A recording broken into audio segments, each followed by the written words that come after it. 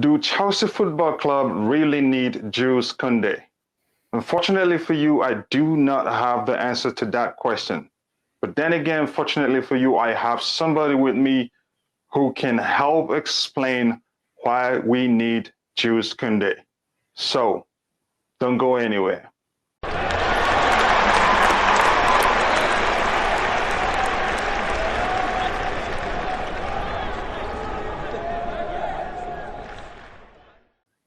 Taron, welcome back to Chelsea Perspective. It's always good to have you around. Yeah, thank you so much. It's all the pleasure it is mine to be on this channel, and I always love to be on here. Always, open to be on this channel, and it's been a while, but I'm excited to get into this. It's a very, very interesting topic. More thanks to you. I appreciate you finding time to be here. Taron, Chelsea pursuit of Jules Kounde is something that came out of nowhere. Do we really need a centre back? Well, yeah, that's a very interesting question. I'm sure a lot of people are asking that. Obviously, we have James who can play there. We have Christensen. We have Silva. We have, the whole list goes on. We have the loan players right now. Ampadu. We have Trevor Chalobah. But the real question is the contract situation right now at Chelsea is that Christensen has less than 1 year left on his deal. Rudiger has less than 1 year left on his deal. Kurt Zouma is obviously not seen as a long-term option. Azpilicueta, we all know he's not a long-term option. Thiago Silva is not a long-term option. So that leaves us room that we do need another defender, a long-term defender who could sign, a 5-year contract, who would be one for the future. And the board do view Kounde as a guy who is for the present, but he's also a great youth player. So I think we do need a centre-back, and Kounde fits the role in Thomas Tuchel's system, and he would be the perfect signing. Yeah, I get your point, but the question is, are we trying to do away with all those guys because they are nearing the end of their contracts? I mean, if that's the case, then it doesn't make sense. It's not good, and it's not something to write home about, because other players that are coming to the club will start being concerned that the moment their contracts start running down, the club will just find a way to do away with them. And again, the question is, these guys, they did very well. The run up to the Champions League final, they were great. We didn't have defensive issues. Our defense was solid, especially on the Thomas Tuchel. And okay, let's say we really want Kounde. Why is that? And I'm hearing, or as rumors have it, that the club are trying to make it player cash exchange, and the player being rumored to be part of the deal is Zouma. Am I right? Okay, Zouma, he had 4 goals for us this past season. Kounde himself, how many goals did he score last season? I'm not sure the exact number, but he did score a very good goal against Barcelona and big games that went open play. So you could look at it from both ways. How many goals in total? I think he scored 3 in total in the Liga, but he played in a much worse team than Chelsea's. But why is it, if it is true, why are we considering adding Zouma to the deal? It doesn't really make sense. After Jorginho, I think is he the second highest goal scorer in the team? Isn't it? I think there's a few others. Abraham is up there, and a few other players are up there as well. I think Havertz. But he's in the list, at least. Yeah, he's definitely in the list, and I'll give my points, a few points now. First of all, I think for defenders, definitely goal scoring is not a stat I look at all, especially for centre backs. I know we'll add goals from corners, but the main thing I'm looking at is, are they great on the ball? Are they great at defending? Are they great intercepting? And Kounde, first of all, will suit this style of play we play massively at Chelsea compared to Zouma. Yes, I've always said Zouma was great under Mourinho. That was the best I saw under him in 14-15 in a low block team, not playing with much possession. And we've seen on the ball with Zouma, he is quite, I'd say, suspicious with his playing out from the back. He doesn't really know where to be at times when we're playing, a high line at times. But Kounde is so comfortable on the ball. He is literally like a midfielder playing in defence at times with his ball work. His interceptions playing in a high line is very, very interesting. Clearly, Kurt Zouma, he didn't play much in Thomas Tuchel towards the end of last season. His capabilities, yes, all of his stats are very, very good for the type of player who he is, but he does not fit this particular system that Tuchel has right now. We need players who are very, very comfortable on the ball, who are great at high up ball recoveries, who are very, very intelligent in their reading of the game. And for me, Zouma is a guy who will defend low, and he's very, very good at that. But not quite the defender that Thomas Tuchel needs. And I'm backing my manager. He's a Champions League winning manager. So if he wants Kounde, he believes he's the right player, then, I'm agreeing with Thomas Tuchel. Okay, I really do understand the aspect of backing the manager because he's the Champions League winner. But I'm truly concerned that bringing in Kounde, you could unsettle the team. You could argue that. And because we have a team, they've been together, you could say not forever, but at least the run up to the Champions League, they have something going for them. The bond is there. Defensively, they've done very well. And I think, was it against Atletico Madrid that, what's his name? Zouma. He played the whole 90 minutes and he was great. So why isn't this a risk? Don't you think that signing Kounde will unsettle the team to a certain measure at least? Because these guys, they've been together for a while and they have a bond in the team. Yeah, it's definitely a fair point. You could say the bond, even with Zouma and Rudiger at the back, it's always been very good. Zouma seems like a guy in the changing rooms who, in the dressing rooms, he has very good energy. He gets the players up before games. He's a very good player, on the pitch to be around. You can rely on him at times, and he does seem like a good guy to have around the training camp. But the way I look at it, I don't see that as enough. I'm looking at on the pitch what's going on. If Zuma's, laughing in the change rooms, cheering people up off the pitch, I don't think that's as important as on the pitch. If Thomas Tuchel wants a guy who's going to, play the ball out, who's going to play 30, 40 games a season for him, who's great at high ball recoveries, who's great at interceptions, who's so comfortable on the ball, that's what I'm looking at more. Yes, having a laugh in the change room's all right, but Kounde can come in and do that. Yes, Rudiger would definitely continue to live on with his life if Zouma leaves. A lot of these players do not rely on Zouma to, have a great time at Chelsea, so they will live if Zouma leaves. He's definitely not completely happy at Chelsea with the amount of game time he got last season. He only played, like you said, the Atletico game was one that I can remember. The Everton game, the West Brom game was when he played and he had not a great performance. So I'm not looking at the laughs in the change rooms. I'm looking at what they do on the pitch and the statements they make. And, for me, I think Kounde will definitely do that. And he'll be great for us for the next, 10 to 15 years. Yeah, great point right there. But it's always important to look at what the player brings to the team. But also, how about the price tag? I'm hearing something that his release clause is around £80 million. And it's looking more likely we'll go that the club is going to spend something north of that rumored amount in signing securing the signature of Romelu Lukaku. So why go for a defender who will cost nearly that amount? Also, that brings it to a total of 160 million. And the defense department is not an area where we really need reinforcement at this point. So why are we planning on spending that much money on him? Even if it becomes a deal that needs player plus cash, it is still a lot of money to spend on one player. We have other areas in the team that we should be talking about reinforcing, like the midfield. We had a low goals contributions and assists from our midfield last season. Why not spend that much money in the midfield? Yeah, that's a good point as well. But I'd actually go against the right centre back kind of role. I think we do need a right centre back at the minute, purely for the fact that people see Reece James as an option to play there at the minute. But let's not forget, this guy's played there about twice in his whole, Premier League career. So we can't expect him to come in next season and be a right centre back. Cezar Azpilicueta, I can assure you, he will not be the same level that he's playing at. This season we could play, 60, 70 games even. I do definitely not expect Azpilicueta to be playing, every 3 days in the Club World Cup, in the Carabao Cup, then the FA Cup, to be playing that amount of games. So I don't expect Azpi to be that player. He will be retiring soon. We do have a slot there in the right centre-back role. Rudiger is a left centre-back. Thiago Silva's in the middle. Christensen, he could play that, but we all know Christensen prefers to be in that sweeper role. So there is definitely a vacancy in the right centre-back role. So Kounde, like I said, he's only 21 years of age. He will be in there for the next 10 years at least. That investment that you said, the price tag, that 80 million is his release clause.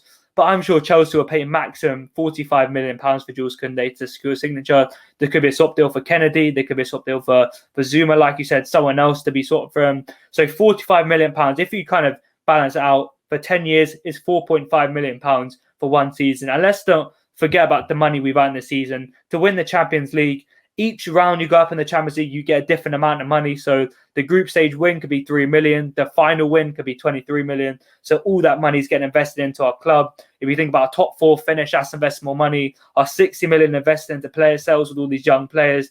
Victor Moses, other players, is 60 million. So Chelsea do have a lot of money to spend. I would not be surprised if we get Lukaku, Kounde, and Tchouaméni in this window. So that's kind of how I'm looking at with Kounde. But to answer the question, I think we definitely do have a vacancy in the right centre back role, considering we're not in the market for a right wing back right now as well. So that's kind of how I see it. So he can. You saying he can play in that position, in the right wing back position also?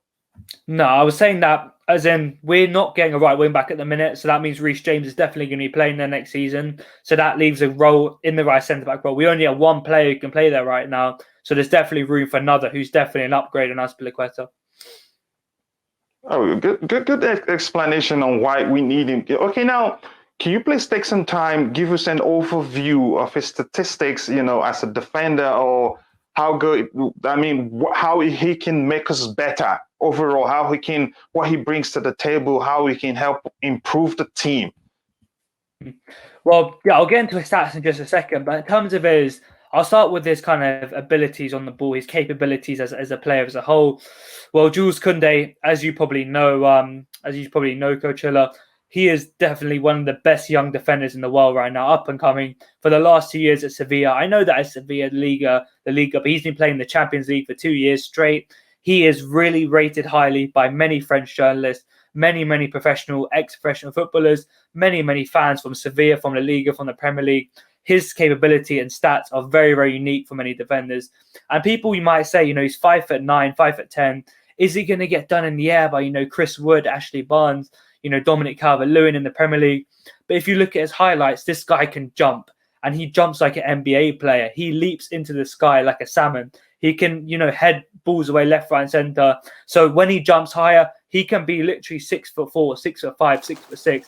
So that eliminates that. In terms of his work, on the ball, he is so composed. And I want to go back to a goal they scored against Barcelona this season. He got the ball, he picked it up on the right centre-back goal. He drove past the midfield, he took on the defenders, and he slotted into bottom corner. So for a centre-back to be doing that, first of all, it shows his work on the ball. His reading of the game, he looks like he's always 2 steps above any attacker. He played in La Liga. Attackers like Antoine Griezmann, Ousmane Dembele, Karim Benzema. He looked a step above all of these players in terms of reading of the game. Some players like to dive into tackles. Remember, I'm not trying to dig him out, but Christensen against Bayern Munich back in 2019, he was, diving into Alphonso Davies, committing himself. But Kounde is always, wary of when to dive in, when to stay on his feet. So that's another big role of him. I've mentioned his heading. It's a very, very strong point of his. Maybe he's a little bit raw, and sometimes he does like to give away silly fouls at times. He does like to maybe mistime his tackles very, very rarely. But apart from that, he's so developed for a 21-year-old. He has so much experience. He has so much development left to go.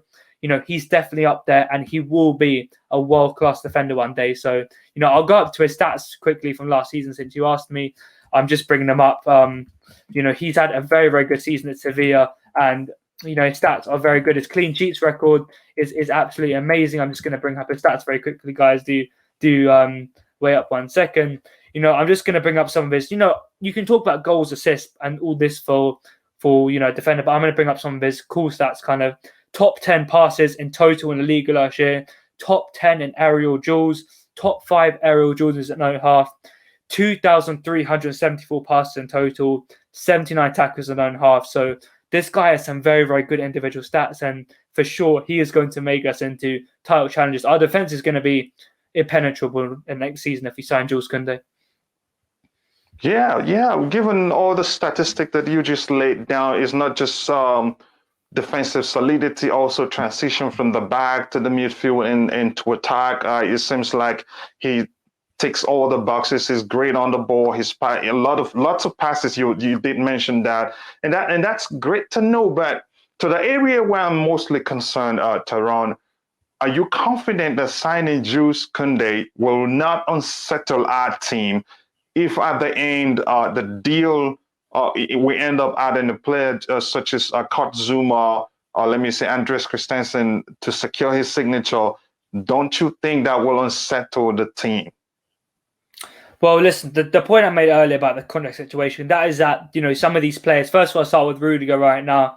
You probably, many fans think Rudiger is definitely going to sign a contract. He is Thomas Tuchel's main defender. He's been world class than Thomas Tuchel.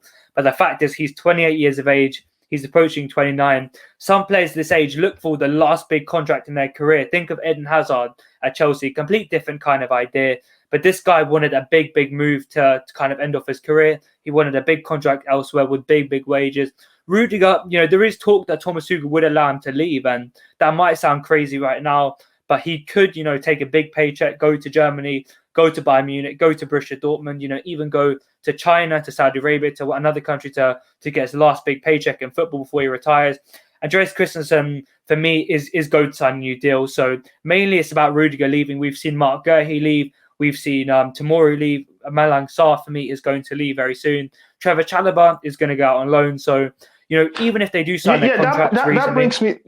Sorry, I didn't mean to cut you off, because there's one of the culture, or let me say tradition of Chelsea perspective, is to always see things from the perspective of our academy products. Trevor Chalobah, who's been great, you could argue he's one of the revelations in this current preseason. I was going to ask you, I understand what your point you were making then before I caught in. Sorry about that. How will the signing of Jules Kounde affect the development of the likes of Trevor Chalobah in particular, who's been great? The 3 games or 2 games he's played, he was solid. Passes, long range passes, keeping it close. He was great. Tackles, and he's also quick. Will that affect his development, or let me say, will that affect his stay? Will that lead to him leaving on loan again? If that's the case, that's not really fair. We have to be honest to ourselves. What do you think? How is that going to affect Trevor Chalobah, especially him? Because he's been the standout, one of the standout players in the preseason matches that we played. Yeah, it's a great point. I mean, Chalobah's had a very good preseason. Definitely, Arsenal and Tottenham. I was actually at the game at Stamford Bridge, at Tottenham game, and in the flesh watching him, he's a class defender. He reads the game very well. But he's had 4 games of preseason in total. I don't think he's even had first team minutes for Chelsea in his whole career. And I understand he is a youth player. He should have the chance to perform. But the cold, hard reality is we are the champions of Europe. We are Chelsea Football Club. We need the best players on the pitch at all times. It doesn't matter if they're youth players, they're current players, they're old players. We need the best 11 that we can possibly field out, everyone in our squad, who we can buy, who we can't buy. If we sign an academy player and it costs us goals in the Premier League, it costs us, top 4, something like that, we can't really take that risk with the amount of money that we need to generate per year. So for Jules Kounde, I'm going to be very harshly honest again. He is miles ahead of Trevor Chalobah. And you might say, yes, Chalobah will be free. We won't have to spend money on a new player to bring him in. But, Jules Kounde has had 2 years in the Champions League, in the Liga, playing against players like Lionel Messi, against players like I mentioned before. He's had 2 years, and he's rated as one of the best defenders in world football right now. In terms of Chalobah, he will be great in the future, but I don't think he will improve our team right now. Azpilicueta, like I said, will be, shipped out very, very soon in the next few years.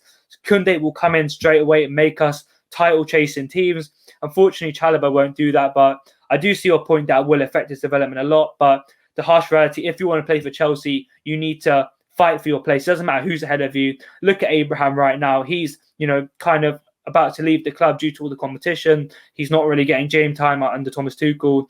Players like Mason Mount, I think I'm lagging a little bit right now, but it's fine. Mason Mount, he had a lot in front of him back when he joined for Chelsea. He's been here since he was 8. He's fought for his place so much now. He has a chance to play like this for Chelsea. Chalobah, if he wants to play for Chelsea, doesn't matter if we sign, Sergio Ramos through the door. We signed the best centre-backs ever in the world. He needs to fight for his place and show that he's worth it. It doesn't matter who's going to come in. So the harsh reality is this is Chelsea Football Club, and we need the best players on the pitch at all times. So, it's going to happen. Point made, and a fair argument there. That's why with Chelsea, and also you could argue we need a very big squad because we have a lot of competitions to play. Lots of them, not to name them, but your argument seems to be it's up to Chalobah to stay and fight for his place. If it's good enough, he will stay. But you gave some example like Tammy Abraham, who seemed to be afraid of competition. He doesn't want to put pen to paper because we're looking for big name strikers or something like that. Chalobah, for me, do you think he's good enough at least to play a few games during the season? Yeah, definitely. I think he will. There's talk of him going out on loan, but I would like him, even if Kounde comes.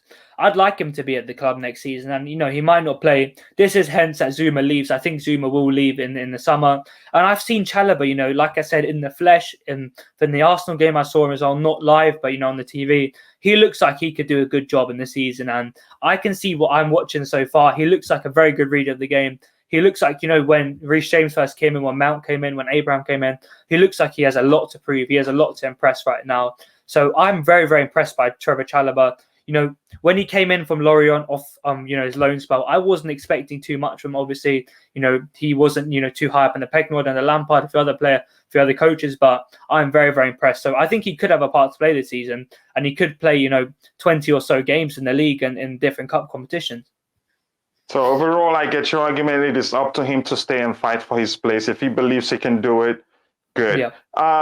Again, Taron, I'd like you to please take some time and give us, again, explain to the viewers or whoever gets to watch this video the reason why we really do need Jules Kounde, what he brings to the team, and how he can make us better. Yeah, I mean that's a great question again. Just to kind of talk to the viewers, to summarize it all up. I mean, Jules Kounde, like I said, we do have a few contract situations running up at Chelsea right now. We need a right-sided centre back with Azpilicueta kind of, coming to the end of his Chelsea career. Andreas Christensen prefers to play in the middle. And like I said, Jules Kounde is by far one of the best young defenders in Europe right now. He's almost like playing like a 29-year-old. He's only 21 years of age. He provides, great work on the ball, great reading of the game, great aerial ability. He's mature. He's a leader. He's a real talent, and he will make us into a title-challenging defence. And you might think, our defence can't get any better, but believe me now, when we have Jules Kounde, we won't see any sloppy errors coming from that side of the pitch, and he will make us into a title-challenging defence. Thank you very much for taking the time to say that, Taron. Again, Taron, I sincerely do appreciate you making our time to be to present this episode of Chelsea Transfer Talk on Chelsea Perspective with me. I sincerely do appreciate that.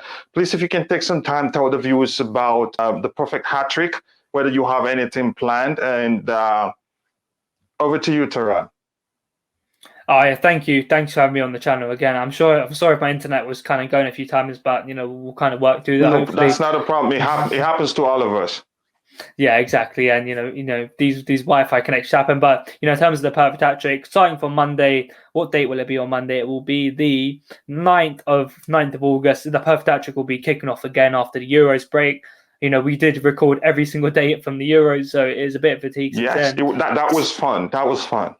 Yeah, thank you. Appreciate it. And yeah, we will be back again. We'll have journalists on. We'll have other big guests on. It won't be a new series, but it will be, new episodes, really cool kind of episodes with different guests, different journalists. And we'll start off with, I think it will be, I'll come back to you guys later on that one. But there's a few people lined up, and, just stay tuned on the Perfect Hat Trick podcast. And apart from that, thanks for having me on Coachila, and I'm looking forward to the next one. Yes, guys, you've heard it from the man, and you can see his Twitter handle on the screen. And I will leave the complete information on the Perfect Hat Trick podcast, and I implore you to go check it out. During Euros, it was fun. After the first episode I listened to, I didn't miss subsequent episode. I had to even go back to listen to the ones I missed. I implore you to go check them out, and also stay tuned for what he said that will be starting soon. Taron, again, it's been an absolute pleasure discussing why we need Jules Kounde. And again, the verdict is that we do need Jules Kounde, and he will make us better. Again, Taron, thank you so much, and I appreciate your presence. Thank you, my friend.